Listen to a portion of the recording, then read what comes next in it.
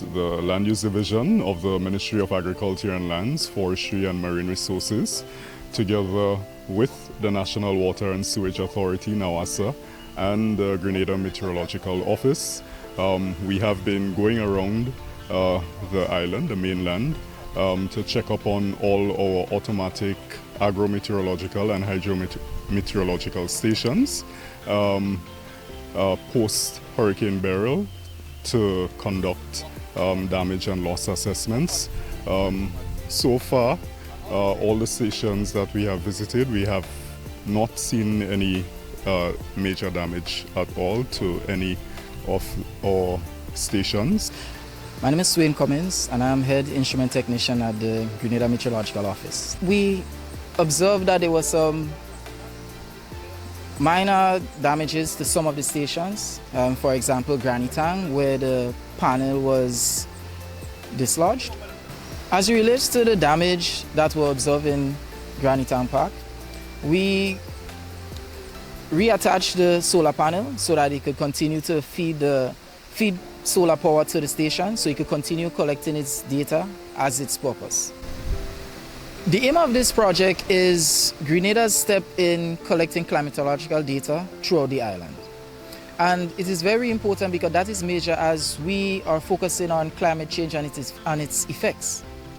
From a meteorological point of view, keeping the stations up is very vital because we need the data in order to do our assessments and also to do our analysis as it relates to flooding and early warning. From a general point of view, what was observed so far is that Beryl did minimal damage to our DVRP network. We're going around the mainland now and checking up on all of these automatic weather stations because we really need to have all of them fully functional so that we can have accurate data and so on.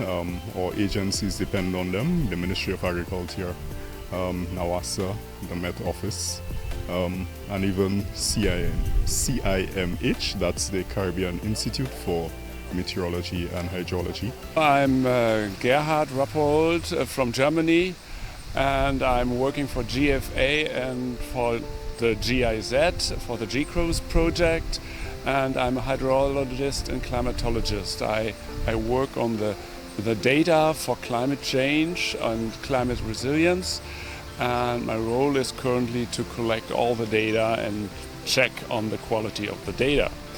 And I have been here today with the team looking to the stations, and I see that most of them survived the Hurricane Beryl.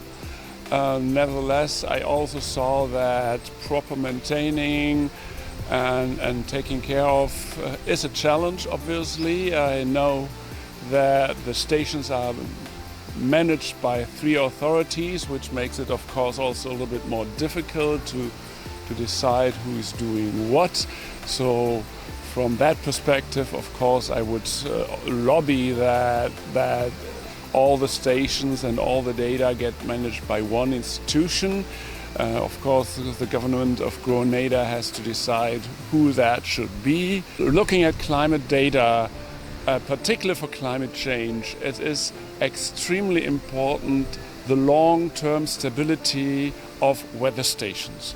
So you have to operate them in over years in the same manner, because otherwise you cannot compare the old data with the new data. And this long-term stability of time series for certain parameters, like precipitation, temperature, relative humidity, is what makes climate change data reliable. And without this quality, it's basically not possible to analyze that.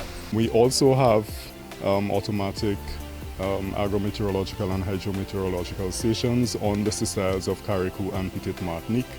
And as soon as it's feasible to travel to those islands, we will be making a trip up to the sister isles to check up on the automatic weather stations up there as well. We do expect that we do expect to notice some significant damage to those stations up there because they went down during the hurricane.